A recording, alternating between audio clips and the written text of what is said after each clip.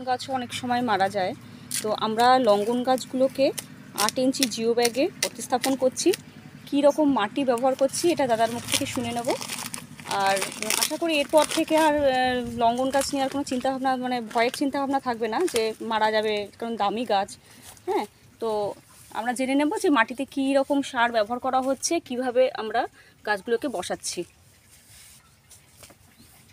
এই মাটিতে অলরেডি আপনার অল্প কিছু হলেও খাবার আছে, তাই আমরা মাটিতে খাবার এখন দিয়ে বসাবো না।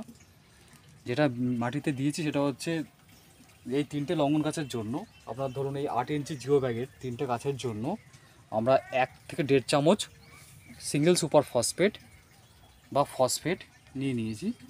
আর মাটিতে যাতে মাটি হালকা থাকে তার জন্য ধানের তুষ আমরা ব্যবহার করেছি।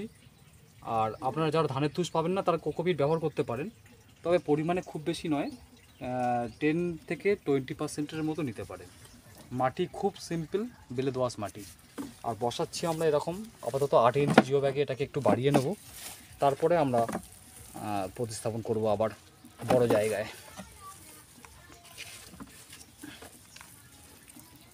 গাছগুলো প্রত্যেকটা গাছে খুব হেলদি গাছ এবং ভালো হবে আশা করছি। আচ্ছা, এই রকম জিও ব্যাগে সেট করা গাছ আপনারা পেয়ে যাবেন।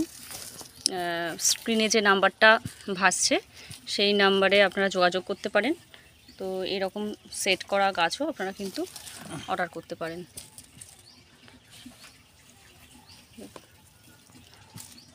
দেখুন প্রত্যেকটা গাছই হেলদি আর বুশি, জোর গ্রাফটিংয়ের গাছ আছে। এটা হচ্ছে পিং পং, বছরে 2বার হচ্ছে, যার বীজটা খুবই পাতলা হয়, শ্বাসটা অনেকটাই থাকে আর লিচুর মতন মিষ্টি। ভিডিওটা ভালো লাগলে আমাদের চ্যানেলটা সাবস্ক্রাইব করবেন আর আমাদের পাশে থাকবেন। আপনাদের মতামত কমেন্টসে উল্লেখ করবেন। এখানে শেষ করছি ভিডিওটা। ধন্যবাদ।